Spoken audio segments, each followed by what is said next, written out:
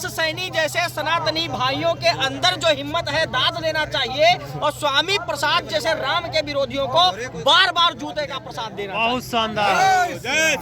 राम मंगेशकर चौक पे पहुंचे हुए हैं और हम आपको आगे दिखाएंगे कि यहाँ लोगों से बातचीत कर रहे हैं, लोगों का क्या कहना है। 22 जनवरी को भगवान राम की प्राण प्रतिष्ठा होनी है और इसको लेकर के यहाँ पे काफी तैयारी भी। कुछ ही देर पहले यहाँ पे योगी जी आए थे और योगी जी ने आज यहाँ पे सफाई अभियान का शुभारंभ किया है। उन्होंने अपने हाथों से झाड़ू लगा करके सफाई अभियान का प्रारंभ किया है। हालांकि उनके साथ यहाँ के महापौर और तमाम लोग रहे जिन लोगों ने अपना शुभारंभ किया है, उनके साथ झाड़ू लगा करके शुभारंभ किया सफाई अभियान का।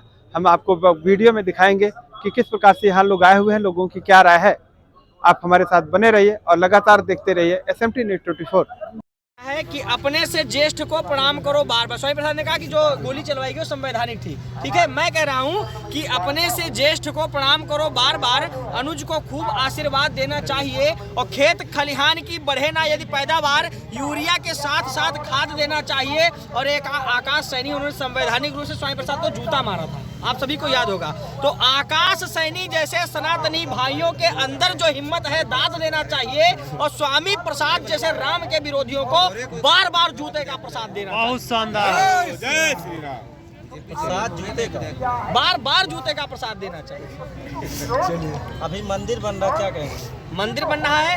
आज से 8 दिन सिर्फ शेष बचे हैं, 8 दिन बचे शेष। और शेष संग अवधेश, अवध में आ रहे हैं संग माता जानकी। और माता जानकी के प्यारे रामचंद्र के दुलारे साथ में हैं। महिमा बड़ी है हनुमान की और हनुमान की विशाल बाह पकड़े खड़े हैं।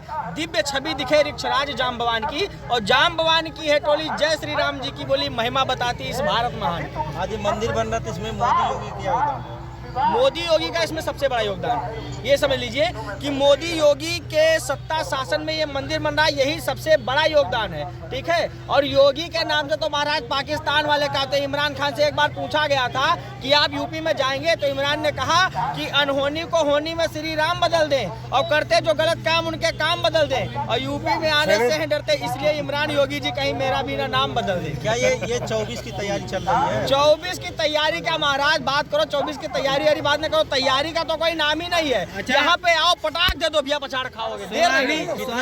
स्वामी प्रसाद मौर्य ढोल गवार शूद्र पशुनारी, ये जो चौपाई है इसमें सुनिए, इसमें ढोल गंवार शूद्र पशु ये स्वामी प्रसाद पर लागू होता है। और नारी का तो कहीं अपमान ही नहीं होता है। नारी का हाँ, यत नारेस्तु पूजन्ते रमन्ते तत्र देवता। हमारे भारतवर्ष में नारियों से ज्यादा सम्मान किसको दिया जाता है, ये बताइए। ढोल गंवार शूद्र पशुनारी, इसमें से 4 स्वामी प्रसाद पर लागू होते हैं। एक नारी का जो उन्होंने कहा, तो नारी का कहीं अपमान होता ही नहीं है। जय श्री राम। ये राम की नगरी है, ये कृष्ण की नगरी है, ये मर्यादा पुरुषोत्तम की नगरी है। तो योगी जी जैसे संत का आना यहाँ स्वाभाविक है, एक बार नहीं 1000 बार भी आना स्वाभाविक है। अगर वो आए हैं तो संकेत अच्छा होगा। 22 तारीख क्या तैयारी चल रही है? 22 तारीख तैयारी यही चल रही है। 14 वर्षों बाद जब भगवान राम अयोध्या आए थे तो दीपोत्सव मनाया गया था। अब तो 500 वर्षों का संघर्ष चला है, उसके बाद में अयोध्या आ रहे हैं। पूरे अयोध्यावासी महामहोत्सव के रूप में इसको मनाएंगे और डंके की चोट पर मनाएंगे। हिंदुओं की सबसे बड़ी जीत है और हिंदुओं की सबसे बड़ी विजय। ये किसकी वजह से हो रहा? क्या 2014 में अगर भाजपा सरकार नहीं आती तो क्या आज ये संभव होता? देखिए, ये हजारों कार सेवकों के बलिदान का स्वरूप है। ना जाने कितने हिंदुओं के बलिदानों का प्रतीक है। ये सनातन धर्मियों की मेहनत का फल मिल रहा है। और सत्ता में बैठे कुछ निरंकुश सत्ताधीश थे जो धर्म को चिमटे से नहीं छू रहे थे, सनातन धर्म के लिए बिल्कुल नहीं बोलना चाह रहे थे। लेकिन सनातनियों ने 2014 में वोट रूपी चोट का ऐसा प्रहार किया डंके की चोट पर कि भव्य अयोध्या में राम मंदिर का निर्माण हो रहा है। आपका एक वोट तय करेगा कि अयोध्या में राम मंदिर बनेगा कि नहीं बनेगा। सरकारें तो पहले भी थी, ऐसा तो नहीं है ना कि सरकारें नहीं थी। ऐसा तो नहीं है ना कि सुप्रीम कोर्ट जो है 2014 में आया या सुप्रीम कोर्ट 2019 में आया। इससे पहले राम भी थे, इससे पहले पार्टियां भी थी, इससे पहले सरकारें भी थी, इससे पहले सुप्रीम कोर्ट भी था। लेकिन फैसला नहीं आया जब सनातनियों ने भारत मुलायम दाना।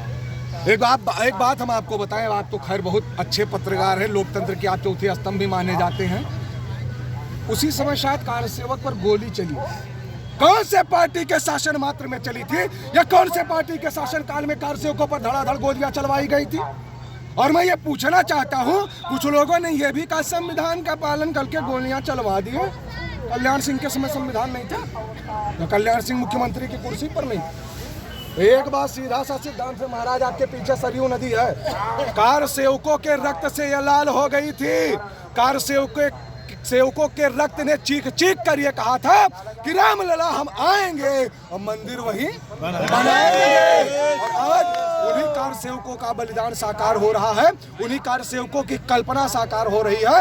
रामलला हम आए हैं और मंदिर वहीं बनाए हैं, तारीख भी बताए हैं, न्योता भी भिजवाए हैं। पाकिस्तान में भी नारा लगाएंगे, आओ चलो चला जाए, हम भी चलें आप भी चलो। इस्लामाबाद में लगाएंगे हो, यही तो राम राज्य है। जहाँ कहोगे वहाँ दहाड़ कर बोलेंगे, नारा नहीं लगेगा। जब पार्टियां निरंकुश हो जाती हैं, सरकारें निरंकुश हो जाती हैं, सत्ता में बैठे सत्ताधीश निरंकुश हो जाते हैं, उस समय राम नाम नहीं लिया जाता। राम नाम लेने से जो व्यक्ति भड़क जाए, कौन भड़कते थे? और राक्षस तो भड़कते थे, समझ जाओ। कोई पैरामीटर लेकर नहीं जाना, राम नाम लेने से जो भड़क जाए समझ लो कलयुग का साक्षात राक्षस है। त्रेता में भड़कते थे भाई, भड़कते थे कि नहीं? विपक्ष के कुछ नेता जो निमंत्रण जो है ठुकरा दे रहे हैं, हम नहीं जाएंगे। उनका भाग्य नहीं है अयोध्या आने का। जिनके बाप दादा कार सेवकों के ऊपर गोलियां चलवाए हुए अयोध्या आएंगे। जिनको कब्रिस्तान का जमीन आवंटन कराने में या फिर जो है मस्जिदों में मत्था टेकने से फुर्सत होगी, वो तो मर्यादा पुरुषोत्तम प्रभु श्री राम के चरणों में मत्था टेक पाएंगे। अयोध्या भाग्य से नहीं महाराज, सौभाग्य से प्राप्त होता है। हम लोग सौभाग्यशाली कि 500 वर्षों का संघर्ष और 500 वर्षों का बलिदान, हमारे पूर्वजों ने जो बलिदान दिया, हमारी पीढ़ियों ने जो संघर्ष किया, हमारी पीढ़ी भाग्यशाली है जो अपने आंखों से राम मंदिर बनते देख रहे हो। विपक्ष के कुछ नेता कहते थे कि मंदिर की जगह अस्पताल बनना चाहिए। ना सी हो जय राम मंदिर पर सवाल उठाइए, राम के अस्तित्व पर जो सवाल उठाइए तो ना सी हो जय का जान लो। काहे बताई थे वो जिन्होंने अडवाणी जी की रथ यात्रा को रोका, वो जेल में चटकी पीस रहे थे। जिन्होंने कार सेवकों पर गोलियां चलवाई, उनकी क्या स्थिति हुई। जिन्होंने राम के होने का प्रमाण मांगा, 200 सीटों पे लड़ रहे थे, 20 सीटों पर आ गए। कितना बड़ा प्रमाण चाहिए हो, कितना बड़ा प्रमाण लोगे, तो प्रमाण मत मांगिए। विपक्षी कह रहे हैं शिक्षा और रोजगार की बात नहीं कर रहे हैं, सिर्फ मंदिरों की बात हो रही है। अच्छा, तो विपक्ष काहे के लिए बैठा के? तो शिक्षा रोजगार पे बात करे ना। विपक्ष क्या कर रहा, वो भी तो राम मंदिर पे छाती कोट रहे हैं। कह दो जाए ना, शिक्षा पे बात करें, स्वास्थ्य पे बात करें, रोजगार पे बात करें, क्योंकि विपक्ष जितना मजबूत होगा सरकार उतना कार्य करेगी। ये कार्य है विपक्ष का। 22 जनवरी के लिए क्या अपील करेंगे? 22 जनवरी के लिए समस्त भारतवासियों से ये अपील करेंगे कि ये हिंदुओं की सबसे बड़ी जीत है, हिंदुओं की सबसे बड़ी विजय है। इसको महामहोत्सव के रूप में मनाएं, अपने घर को सजाएं, भव्य दीपावली मनाएं और एक ही नारा, एक ही नाम।